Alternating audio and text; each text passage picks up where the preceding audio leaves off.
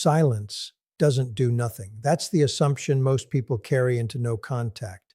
That if you simply stop responding, stop engaging, stop giving a narcissist anything to work with, the result is a kind of blank nothing on their end, an absence with no real content to it. The truth is almost the opposite. Silence is one of the most psychologically active things you can ever do to a narcissist, and understanding exactly what it does, mechanically, over the weeks, months, and years it holds, is going to change how you think about every quiet, uneventful day that passes without a single word between you.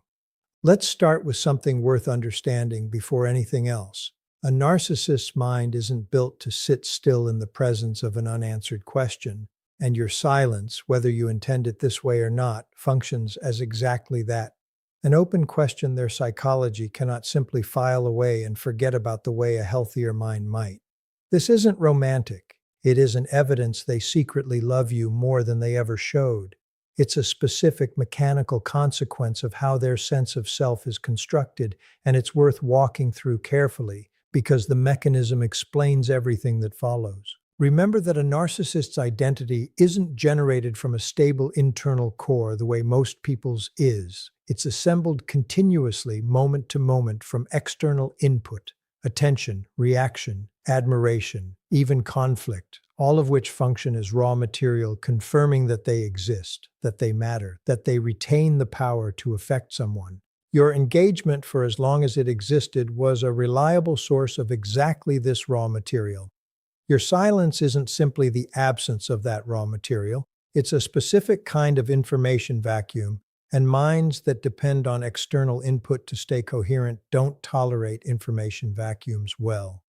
They fill them compulsively with whatever explanation is available, and watching which explanation gets reached for and when tells you almost everything about what's actually happening on the other side of your silence. Here's what happens first, in the earliest phase of sustained silence, and it's worth understanding this stage specifically because it rarely looks like distress from the outside. In the first weeks, most narcissists don't experience your silence as a crisis at all. It gets filed almost automatically under a familiar category, temporary distance, the kind that's occurred before, the kind that's always eventually resolved. This isn't optimism exactly. It's closer to a kind of unconsidered assumption, operating below the level of active thought, the same way you might assume a light switch will work the next time you flip it, simply because it's always worked before. This assumption doesn't require ongoing vigilance to sustain itself during this early phase, which is why the response during these first weeks tends to be relatively low-key. Occasional low-effort contact attempts, tested almost casually, without much emotional investment riding on whether they succeed. Something shifts, though, once enough time passes that this early assumption starts to strain against contradicting evidence. This is worth understanding as a genuinely measurable psychological transition, not simply a vague sense of things getting harder over time. The shift tends to occur once the length of silence exceeds whatever precedent exists in this narcissist's own relational history. If previous silences with previous partners typically resolved within a few weeks, the transition tends to occur somewhere past that point, once the current silence has clearly outlasted what their own pattern recognition would have predicted based on past experience. This is why the timeline varies so much between different people and different relationships. Someone whose relational history included several partners who eventually reached out after months of silence will have that expectation built more deeply into their assumptions than someone whose history included partners who typically broke much faster, which means the same length of silence can trigger this shift at very different points depending entirely on what's happened before with other people entirely unrelated to you. Once this shift occurs, something genuinely interesting happens to how their mind processes the ongoing silence. And it's worth understanding this specifically because it explains a pattern that confuses a lot of people trying to interpret escalating contact attempts. The mind, no longer able to file the silence under temporary and unremarkable, starts actively searching for an explanation robust enough to account for a pattern that's now clearly deviating from precedent. This search isn't calm or analytical. It tends to be driven by the same underlying urgency that characterizes every other threat their psychology is built to detect and respond to, because an unexplained, precedent-breaking silence from a significant source of validation genuinely does register at some level as a threat, even when the conscious mind hasn't yet articulated why. This is where the testing messages typically intensify, not because a specific new tactic has been decided upon strategically, but because the underlying search for an explanation naturally produces attempts to generate new information. And the most direct way to generate new information about an unanswered question is to introduce a new variable and observe what happens. A message with slightly higher emotional stakes than the earlier, more casual attempts. A reference to something specific and significant, designed less to charm you back and more to test whether specificity produces a different result than the earlier, more generic attempts did. Each of these should be understood less as a calculated manipulation strategy and more as an increasingly urgent experiment, run by a mind that genuinely doesn't yet have the explanation it needs and is running out of patience waiting for one to simply arrive on its own. This experimental phase, once it fully takes hold, tends to produce a specific quality of contact that's worth learning to recognize, because it differs meaningfully from both the earlier casual testing and whatever comes after it. The messages during this phase often carry a kind of scattered, inconsistent energy, shifting unpredictably between different emotional registers within a short span of time, sometimes within the same conversation if you happen to respond, sometimes across a rapid sequence of unanswered messages if you don't. Warmth followed by irritation. Nostalgia followed by something closer to accusation. This inconsistency isn't calculated confusion designed to destabilize you, even though it can certainly have that effect. It reflects a mind genuinely cycling through multiple possible explanations for your silence in rapid succession, testing each one's emotional register against the unresponsive wall of your continued quiet, without yet settling on which explanation actually fits. Here's what's worth understanding about why this phase eventually exhausts itself, because the exhaustion isn't really about running out of things to say. It's about something more specific.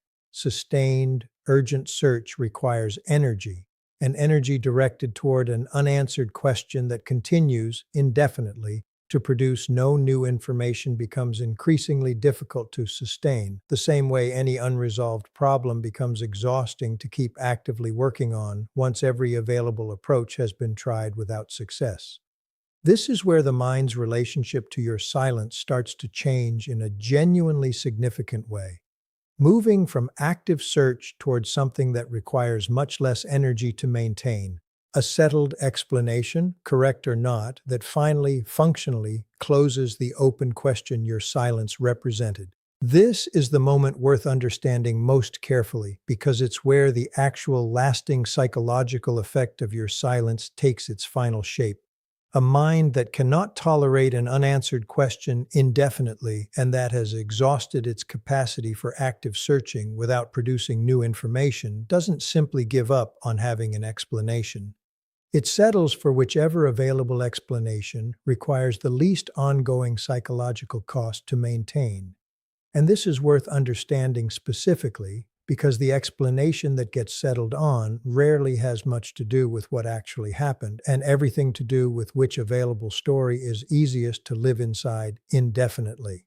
For most narcissists, the explanation that requires the least ongoing cost is some version of the story we've discussed throughout this series. You were unstable, cold, incapable of real intimacy, someone whose silence reflects a flaw in you rather than anything requiring examination in them. This explanation is worth understanding as functionally different from a calculated lie, even though it produces similarly distorted content. It's closer to a kind of psychological path of least resistance, not chosen deliberately from among equally plausible alternatives, but arrived at because every other available explanation would require confronting something their psychology is specifically structured to avoid confronting, which means this particular story isn't really competing against accurate alternatives on equal footing. It's simply the only door in the hallway that doesn't require walking through a room they've spent their entire life avoiding. Here's what's genuinely important to understand about this settled explanation, though, because it explains something that might otherwise seem confusing. Even once it settles into place, it doesn't fully resolve the underlying discomfort your silence originally created. This is worth sitting with directly, because it reveals something significant about what silence actually accomplishes, even when it never produces the kind of visible, satisfying reckoning you might hope for. A settled explanation reduces the active, urgent searching we described earlier, which does genuinely lower the immediate psychological cost of your continued absence. But it doesn't actually restore what your silence removed, the specific, calibrated source of validation and regulation you once provided, built through years of a particular kind of understanding no one else has yet replicated. The story explains why you're gone. It doesn't replace what your presence used to provide, which means a persistent, low-grade discomfort tends to remain quietly underneath even the most confidently settled version of the story, regardless of how convincingly it's been constructed or how many times it's been repeated, to others or internally until it starts to feel like established fact. This persistent discomfort is worth understanding as the genuine, lasting effect your silence produces, even in the majority of cases where it never resolves into anything resembling accountability or genuine reckoning. It shows up in ways we've discussed in earlier videos throughout this series. A restlessness that follows into subsequent relationships, an intensified, sometimes disproportionate need for validation from whoever's currently closest, a persistent, hard-to-locate sense that something isn't quite fitting the way it used to. No matter how convincingly the settled story explains away the reason you're no longer part of the picture. Your silence doesn't require them to consciously connect this discomfort back to its actual source in order to be genuinely, permanently affecting the quality of their internal experience for a very long time afterward, possibly for the rest of their life. This is where it's worth bringing everything together into what actually matters for you, because understanding this entire mechanism, the early assumption of temporary distance, the shift into active, urgent searching once precedent breaks down, the exhausting experimental phase of escalating contact, and finally the settling into whatever explanation costs the least to maintain, was never actually meant to give you a play-by-play of their suffering to track or measure against. It was meant to answer a question that probably brought you to this video in the first place. Does my silence actually do anything, or am I simply disappearing into a void that doesn't register at all? The honest answer, based on everything we've walked through, is that your silence does something real, mechanically, almost regardless of how the specific narcissist in your life happens to process it afterward. It creates an unanswered question their psychology cannot simply ignore. It forces an active search that costs real energy to sustain. It eventually produces a settled explanation that, however distorted or self-protective, still leaves behind a persistent discomfort that doesn't fully resolve just because a convenient story has been constructed to explain your absence. None of this requires you to witness it directly in order to trust that it's genuinely occurring, because it's not really a choice they're making in response to you. It's simply what happens mechanically inside a mind built the way theirs is, when a source of external validation it had come to rely on disappears and never returns. Here's what's worth understanding as the more important takeaway, though, because it matters more for your own life than any detail about their internal experience. None of this mechanism requires anything further from you in order to keep unfolding exactly as it's going to unfold. You don't need to check whether the active searching phase has started. You don't need to interpret an escalating message as evidence you're somehow doing something wrong by staying quiet. You don't need to wonder indefinitely which settled explanation they've eventually landed on, or whether the persistent discomfort we described is actually taking hold the way this mechanism suggests it should. The silence does its work regardless of whether you're monitoring it, the same way it would do its work even if you never thought about any of this psychology again after finishing this video. This is genuinely worth understanding as the actual point of everything we've discussed today. Your silence was never a message waiting to be received and correctly interpreted on their end in order to count as meaningful. It was never a strategy requiring your ongoing management, your continued attention to whether it's landing the way you'd hope, your monitoring of which phase they're currently moving through. It's simply the natural, complete consequence of you finally fully choosing your own peace over their continued access to your emotional world, a consequence that unfolds entirely on its own, mechanically, in a mind that was never actually built to handle it gracefully, regardless of whether you ever spend another moment thinking about how it's landing. If you're currently holding this silence, wondering whether it's actually doing anything, wondering whether the person on the other side has even really noticed, wondering whether all of this careful, difficult restraint amounts to anything at all in a story you'll probably never get full confirmation of, I want you to trust what we've walked through today, not because it promises you a satisfying, visible reckoning, but because it's genuinely mechanically accurate about how a mind like theirs processes exactly this kind of unanswered, unresolved absence. It's doing something. It was always going to do something the moment it held long enough to break whatever precedent their own history had led them to expect. You don't need to watch it happen. You don't need confirmation that it's happening exactly the way we've described. You simply need to keep doing the one thing that was always actually within your control from the very beginning, holding the silence not as a message aimed at them, but as the simple, complete fact of a life you've finally fully reclaimed as entirely your own. Whatever their mind does with the space you've left behind was never actually the point. The point was always just this. You stopped waiting to find out. There's something worth naming honestly here, because it's the piece that trips people up most often when they first understand this mechanism. Knowing that silence works doesn't make holding it easy. This is worth saying directly because there's a subtle trap in framing silence as mechanically effective. It can create an unspoken expectation that understanding the psychology should make the practice of maintaining it feel simple, almost automatic, once you know it's genuinely doing something. In reality, holding silence through months or years of not knowing which phase they're currently in, not knowing whether the active searching has settled into a story yet, not knowing whether that story has landed on something that recasts you unfairly remains genuinely difficult, regardless of how sound the underlying mechanism actually is.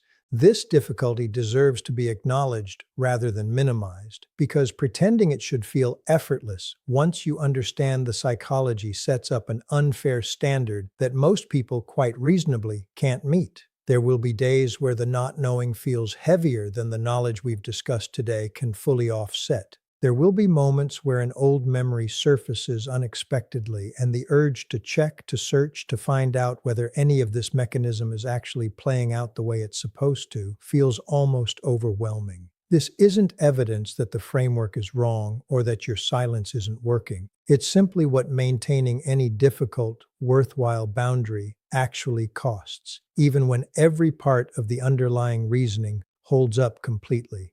What actually helps during these harder moments isn't forcing yourself to feel certain when you don't, but returning to a much simpler, much more reliable truth than any specific prediction about their internal experience. Your silence was never actually contingent on their reaction being confirmable in the first place.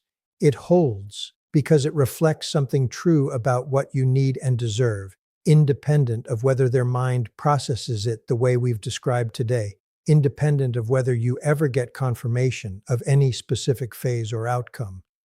This truth doesn't require the psychology to be perfectly verifiably accurate in every case in order to remain the right choice for your own life. This is worth understanding as the actual foundation underneath everything discussed in this video. Not a guarantee about exactly how their mind will respond, but a description of the general mechanism that's genuinely well supported by how this kind of psychology tends to function, offered to help you trust that your silence isn't disappearing into total irrelevance, without requiring you to treat every detail as a promise about outcomes you'll never actually get to verify. Hold what's useful from this understanding. Let go of any expectation that it should make an inherently difficult practice feel effortless. And on the harder days, when the not knowing weighs more than the reasoning can lift, remember that the silence was never actually built to require your certainty in order to keep doing its work.